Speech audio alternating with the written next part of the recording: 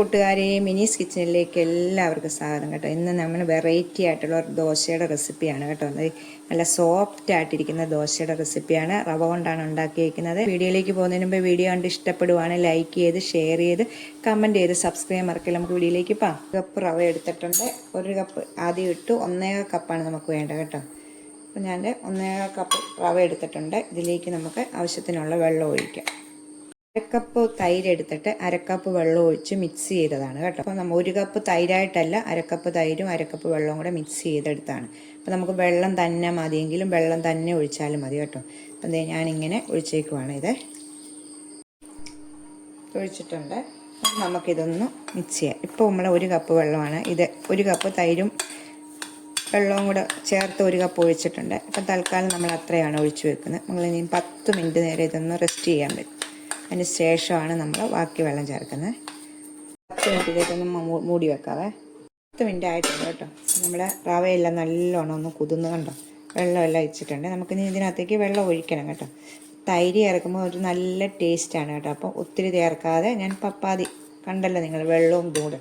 അപ്പം ഇതിലേക്ക് ഒരു മീഡിയം സൈസ് ചെറിയൊരു സബോളയാണ് ഇതിലേക്ക് ഇട്ടത്. ചെറുതായിട്ട് ഗ്രേറ്റ് ചെയ്തിടണം. അതുപോലെ തന്നെ ക്യാരറ്റ് അതുപോലെ തന്നെ ഒരു ചെറുത് 1/4 പകുതിയാണ് എടുത്തേക്കുന്നത്.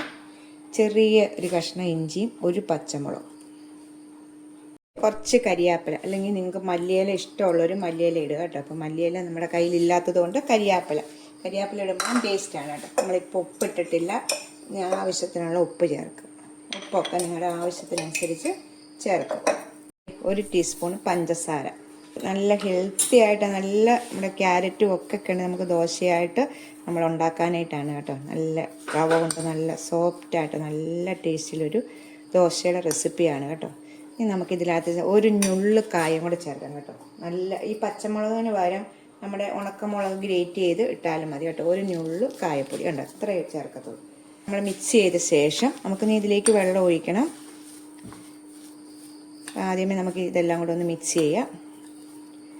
ഇപ്പോൾ നമ്മുടെ കുഞ്ഞുങ്ങളൊക്കെ ക്യാരറ്റും ഒക്കെ നമ്മൾ കറി വെച്ച് കഴിഞ്ഞാൽ ഇഷ്ടമില്ല. അപ്പോൾ നമുക്കിതുപോലെയൊക്കെ ഉണ്ടാക്കിയിട്ട് രാവിലെ കുഞ്ഞുങ്ങൾക്ക് കൊടുത്തു വിടാനും നല്ല ടേസ്റ്റായിട്ടോ. രാത്രി ആയാലും നല്ല സോഫ്റ്റായിട്ടിരിക്കും ഇത്. നമുക്കിനി ഇതിലേക്ക് ആവശ്യത്തിനുള്ള വെള്ളം ഒഴിക്കാവേ. അപ്പം വെള്ളം ഒഴിച്ച ശേഷം നമുക്ക് ഇച്ചിരി ജീരകവും കൂടി ഇതിലേക്ക് ചേർക്കണം. 1/2 ടീസ്പൂൺ ജീരകവും കൂടി. ഇഷ്ടാനുസരണത്തിന് നമ്മൾ ദോശയുടെ പരുവം നിങ്ങൾക്കറിയാമല്ലോ, അതുപോലെ നമുക്ക് വെള്ളം ഒഴിക്കും. നമുക്കിനി ഇതുപോലെ അടയായിട്ട് നമ്മൾ ഒറോട്ടിയൊക്കെ ആയിട്ട് നമുക്ക് ഉണ്ടാക്കി കഴിക്കാം കേട്ടോ. നല്ല ടേസ്റ്റാണ്. അപ്പോൾ നമ്മൾ അതിന് കുറച്ച് വെള്ളം ഒഴിച്ച് വെച്ചാൽ മതി. അപ്പം ഞാൻ ദോശയായിട്ടാണ് ഉണ്ടാക്കുന്നത്. നമുക്ക് ഇച്ചിരി കൂടെ വെള്ളം ഒഴിക്കണേ. ഇങ്ങനെ കണ്ടോ, നമ്മളിങ്ങനെ കോരി ഒഴിക്കുമ്പോൾ നമുക്ക് ദോശയുടെ മാവ് അറിയാമല്ലോ, ആ പരുവത്തിൽ. നിങ്ങൾക്ക് ഒറോട്ടിയായിട്ട് എടുക്കണമെങ്കിൽ ഇത്രയും വെള്ളം ഒഴിക്കേണ്ട, ആവശ്യത്തിനനുസരിച്ച് എടുക്കാം. നമുക്ക് ദോശക്കല്ല് ചൂടാക്കി അതിലേക്ക് ഒഴിച്ച് ഓരോന്നോരോന്നായി ചുട്ടെടുക്കാവേ. കല്ല് വെച്ചിട്ടുണ്ട്. അപ്പം നമുക്ക് എണ്ണയോ നെയ്യോ എന്ത് വേണമെങ്കിലും തൂത്ത് കൊടുക്കാം കേട്ടോ. അപ്പോൾ നമുക്ക് തൂത്ത് കൊടുത്തിട്ട് ഇതിലേക്ക് നമുക്ക് മാവ് ഒഴിക്കാവേ. തീരെ കുറച്ചല്ല, മീഡിയത്തിൽ തീ വെച്ചിട്ട് നമുക്ക് ഒഴിക്കാം. നല്ലോണം നമ്മൾ എടുക്കാൻ നേരം ഒന്നുകൂടെ ഒന്ന് ഇതാകണം കേട്ടോ. റവയല്ലേ, അപ്പം നമ്മൾ ഒന്നുകൂടെ ഇളക്കിയിട്ട് വേണം ഇത് ഒഴിക്കാനായിട്ട്.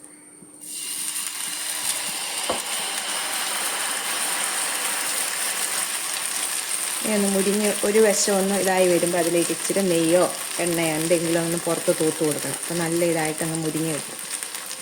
എന്നാകുമ്പോഴത്തേക്ക് ശകല എണ്ണയോ നല്ലോണം നമുക്കൊന്ന് മുരിഞ്ഞ് കിട്ടും കേട്ടോ. നല്ല ടേസ്റ്റുമാണിത്. ഇങ്ങനെ ഒന്ന് നോക്കുമ്പോൾ എണ്ണയാണേലും മതി കേട്ടോ. നല്ലെണ്ണ ചേർത്താലും നല്ല ടേസ്റ്റാണ് കേട്ടോ. ഒന്ന് മുരിഞ്ഞിട്ട് നമുക്ക് തിരിച്ചിടാം. ഇപ്പോൾ ഒരു വശമായിട്ടുണ്ട്. നമുക്കിത് മറിച്ചിടാവേ. കണ്ടോ, 2 വശം. ഈ വശം നല്ലോണം മുരിഞ്ഞിട്ടുണ്ട്. നമുക്ക് അടുത്ത വശം കൂടെ ഒന്ന് മുരിച്ചെടുക്കും. ഈ ദോശ ആദ്യത്തെ റെഡി ആയിട്ടുണ്ട് കേട്ടോ. പാത്രത്തിലേക്ക് നല്ല സോഫ്റ്റും നല്ല ടേസ്റ്റുമായിട്ടുള്ള ദോശയാണ് കേട്ടോ. അതെ, ഓക്കെ, കാണുമ്പോൾ നിങ്ങൾക്കറിയാം നല്ല. അപ്പം നമുക്ക് അടുത്തതും കൂടെ ഇതുപോലെ ഉണ്ടാക്കാം. അടുത്തത് ഇപ്പം മൊത്തത്തിൽ ഉണ്ടാക്കിയിട്ട് നിങ്ങളെ കാണിക്കാം കേട്ടോ. 1.25 കപ്പ് റവ കൊണ്ട് പാത്രം നിറച്ചും റവ നമുക്ക് ദോശ കിട്ടും. നല്ല സോഫ്റ്റ് റവ കൊണ്ട് ഉണ്ടാക്കിയതാണെന്നേ പറയത്തില്ല കേട്ടോ. നമുക്ക് നല്ല സോഫ്റ്റായിട്ട് തന്നെ കിട്ടും, നല്ല ടേസ്റ്റിൽ. അപ്പോൾ എല്ലാവരും ഒന്ന് ട്രൈ ചെയ്ത് നോക്കണം കേട്ടോ.